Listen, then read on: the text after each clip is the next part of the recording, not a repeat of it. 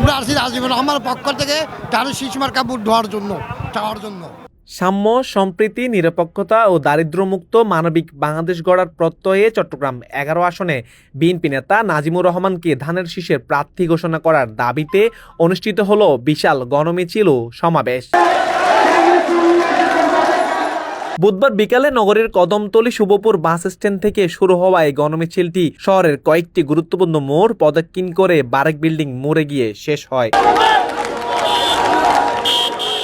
মিছিলে নানা বয়সী মানুষের বিপুল উপস্থিতি ছিল চোখে পড়ার মতো।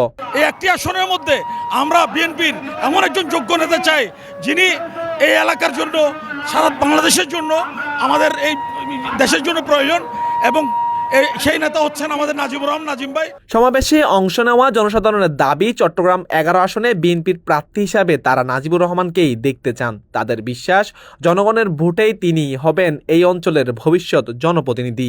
আসছি 11 আসনের পক্ষ থেকে নাজিমুর রহমানের জাতীয়তাবাদী ছাত্রদল নাজিম ভাইয়ের পক্ষ থেকে আসছি নাজিম ভাইকে যাতে 11 আসনের নমিনেশন দেয় তার জন্য। চট্টগ্রামের বিএনপির জন্য বহুত জেল খাটছে, বহুত নির্যাতন হয়েছে, ওকে চট্টগ্রাম 11 ওয়ার্ডের মানুষের চাইতে আছে। গণমিছিল শুরু হওয়ার আগে বেগম খালেদা জিয়ার সুস্বাস্থ্য দীর্ঘায়ু কামনায় সংক্ষিপ্ত দোয়া ও মোনাজাত অনুষ্ঠিত হয়। এরপরেই মিছিলে একত্রে অংশ নেন সর্বস্তরের মানুষ।